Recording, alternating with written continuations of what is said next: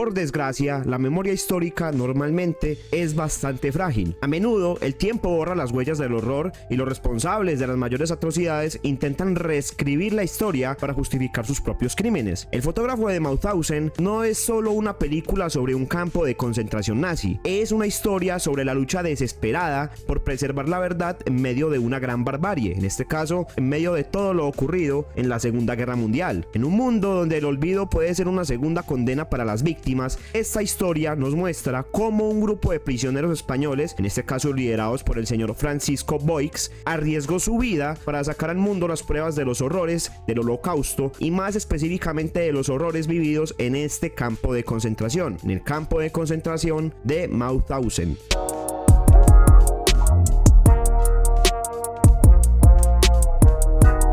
A diferencia de otras cintas sobre la Segunda Guerra Mundial, esta película no se centra en grandes batallas o en la resistencia armada. En cambio, su campo de batalla es la memoria, su arma es una cámara y su enemigo no es solo el nazismo, sino el gran silencio cómplice que permitió que estas atrocidades siguieran ocurriendo y se siguieran legalizando. En tiempos actuales, donde los discursos negacionistas resurgen con fuerza, esta película es una lección de por qué es crucial recordar, documentar y no permitir que el horror quede en la sombra. La película nos sitúa en Mauthausen, un campo de concentración nazi en Austria, donde fueron enviados cientos de republicanos españoles tras la caída de la Segunda República y su derrota en la Guerra Civil Española. Estos hombres son traicionados por la historia. No solo fueron enemigos de los nazis, sino que tampoco eran bienvenidos en su propia patria, ya que Francisco Franco, el dictador fascista español, que era prácticamente aliado de Adolf Hitler y de Benito Mussolini en toda esta coyuntura, nunca intercedió por ellos. Estas personas eran apatriadas en tierra de nadie, condenados a morir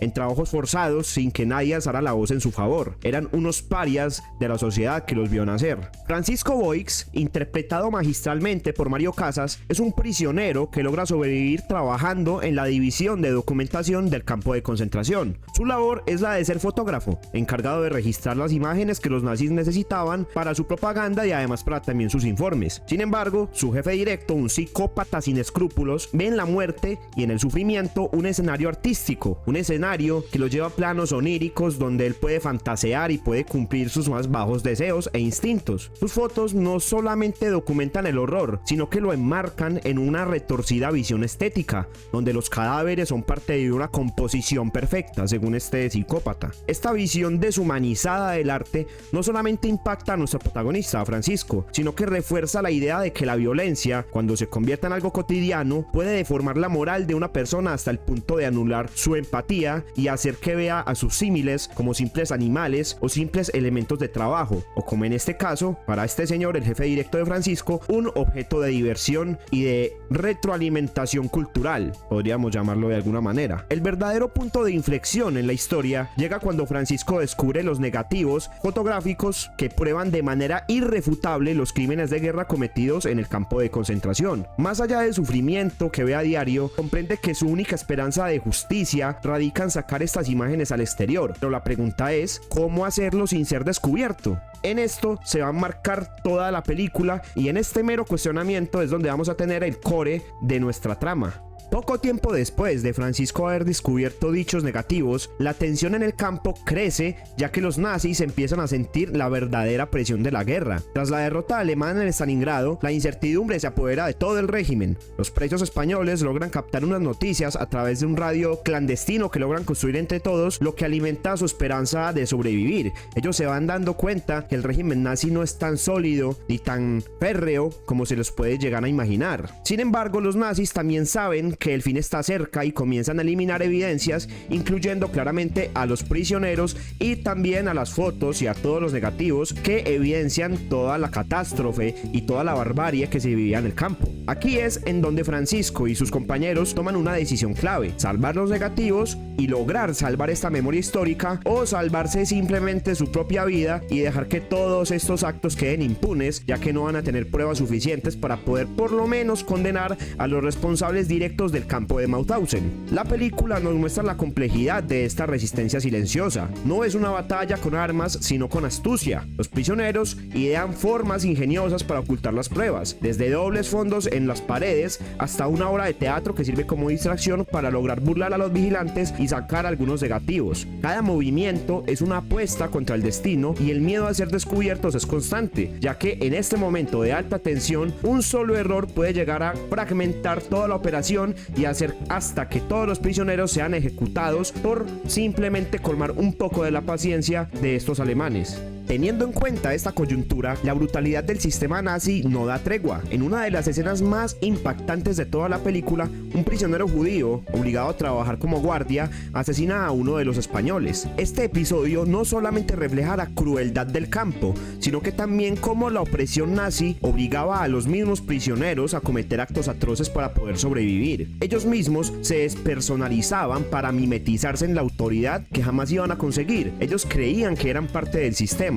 Lo único que ellos estaban haciendo en ese sentido no era ser parte del sistema, sino alimentar al sistema para que siguiera oprimiéndolos a ellos mismos. O sea, ellos mismos estaban cavando su tumba y estaban despersonalizando todo su ser para poder llegar a tener la esperanza de creer que iban a sobrevivir o tratar de simplemente prolongar más la vida, sabiendo algunos que también iban a tener el mismo destino que sus compañeros. Uno de los momentos también más escalofriantes de toda esta película ocurre cuando Francisco es asignado a la casa de Franz Seyres, el comandante del campo, el mandamás en este sentido. En un ambiente donde el horror es normalizado, Seyres es la representación del sadismo absoluto. En una escena perturbadora se muestra cómo incita a su propio hijo, un niño que apenas estaba haciendo la primera comunión, a matar judíos, enseñándole a disparar como si se tratara de un simple juego, como si se tratara de cazar simples patos en el bosque. Esta escena nos recuerda que el odio no es algo con lo que se nace, sino que es algo que se enseña, y que la ideología nazi no solamente destruyó vidas, sino que también corrompió a generaciones enteras con una mente enferma fundamentada en la mera nada, ya que no hay sentido en discriminar a una persona por su sexo, por su raza, por sus convicciones religiosas, por sus convicciones políticas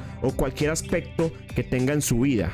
Es en este punto en donde Francisco, agotado por toda la brutalidad que le toca vivir en el campo, se enfrenta a su jefe directo, al jefe que tiene la oficina de fotografía. En un arrebato de furia y desesperación, le deja claro que todo lo que está haciendo no es arte, sino una perversión de la humanidad. Sin embargo, este sigue convencido de que está creando algo más que simples documentos. En su mente enferma, las fotos son su obra y su gran legado que va a perdurar en el tiempo. Con la llegada de los aliados, la esperanza finalmente se materializa y la liberación del campo es caótica, pero es un hecho. En medio de toda esta confusión, Francisco y sus compañeros logran salvar los negativos. Contra todo pronóstico, las pruebas llegan a sobrevivir a la guerra y se convierten en evidencia clave en los juicios de Nuremberg, donde se condenan a varios de los criminales nazis, algunos pertenecientes también al campo de concentración de Mauthausen. Este final no es una simple victoria, porque no hay una justicia real que pueda devolver la vida a todos los millones de asesinados, pero la fotografía, como herramienta de memoria, se convierte en un testimonio imborrable.